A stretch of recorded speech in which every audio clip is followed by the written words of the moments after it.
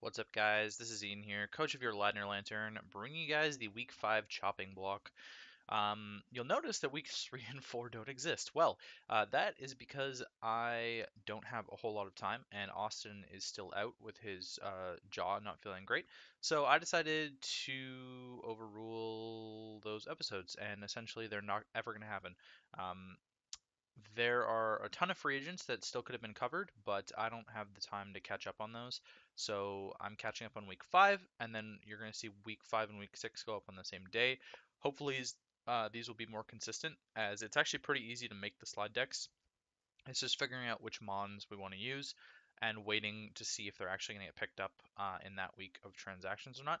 So week 5 chopping block, let's sort of get right into things here. It's going to be a little bit different than when Austin does it because I'm doing it, but I do have a tiny bit different of a formula. So this week on the chopping block, we are going to be covering Mamoswine and Hydreigon. Blown away that neither of these were drafted. They were both drafted in season 1, which is kind of why I wanted to pick this as well. First up is Mamoswine.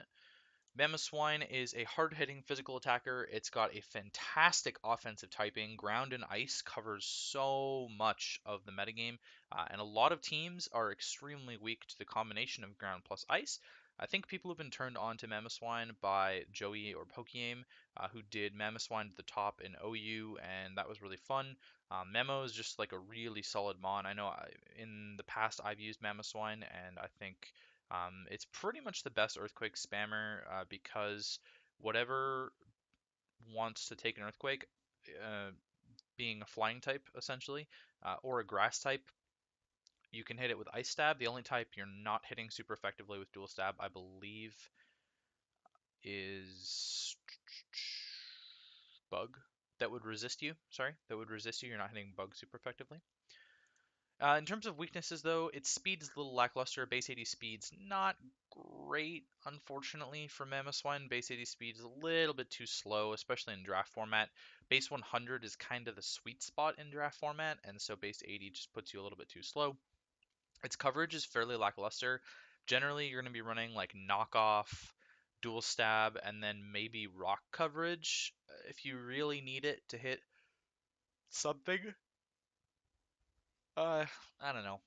It really it doesn't use the coverage that it maybe superpower instead of rock slide. So realistically, you're kind of not hitting water types, which is the big thing. And dual stab, it can be easy to wall, is water types, and bug types can also, bulky bugs can also wall this as well.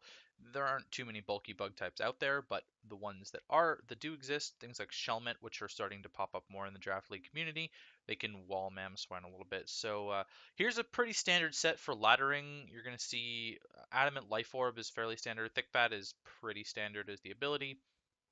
Max attack, max speed with knockoff, Earthquake, Ice Shard, and Icicle Crash. I mean, it's pretty standard. Ice Shard just for the priority, Icicle Crash for Ice Stab, Earthquake for Ground Stab, and knockoff to just get rid of some items for stuff that might want to switch in, something like a Water type maybe. Again, fairly standard. Mamoswine's a pretty standard mon. Next up on the chopping block is Hydreigon. Hydreigon I personally used in NCL Season 1. I loved it a lot. I thought it was really good, but there are some pretty clear weaknesses, and we'll sort of talk about that in a second here. But what it's known for is its great special wall breaking abilities. Just being able to drop a Draco is pretty threatening by itself, but a really threatening Dark Pulse is also good.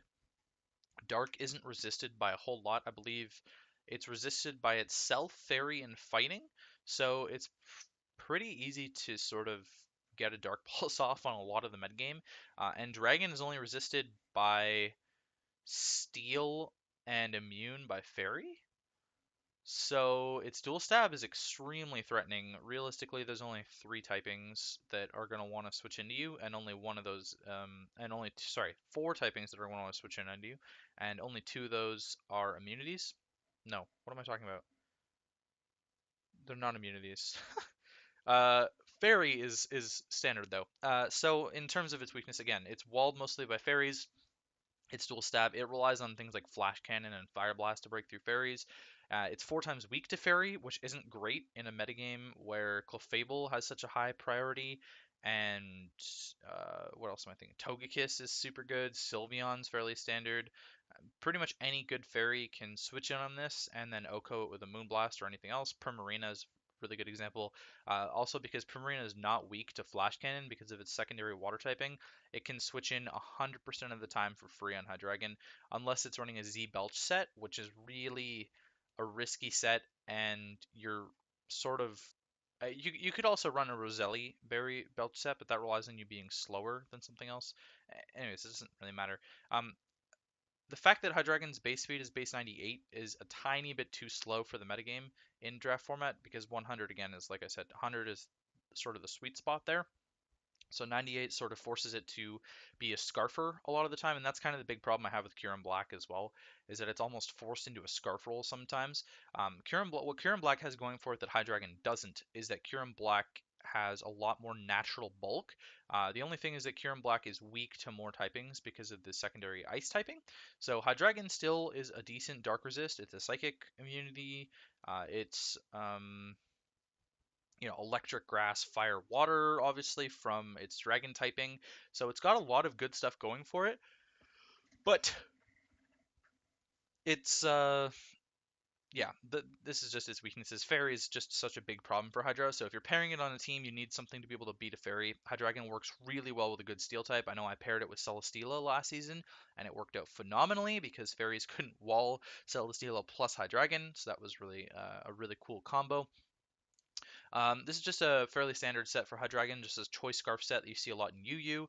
Timid with max special attack, max speed, Draco, Fire Blast, Dark Pulse, and U-Turn. Typically you see the Fire Blast on there because Scizor can switch in on this in UU, and so you run Fire Blast to be able to hit Scizor. Draco, good dual stab with Draco Dark Pulse, and U-Turn is there to scout out the Primarina switch-ins and things like that. So that's actually it for the slides. So that was Chopping Block Week 5. And I'll catch you guys for Chopping Block Week 6.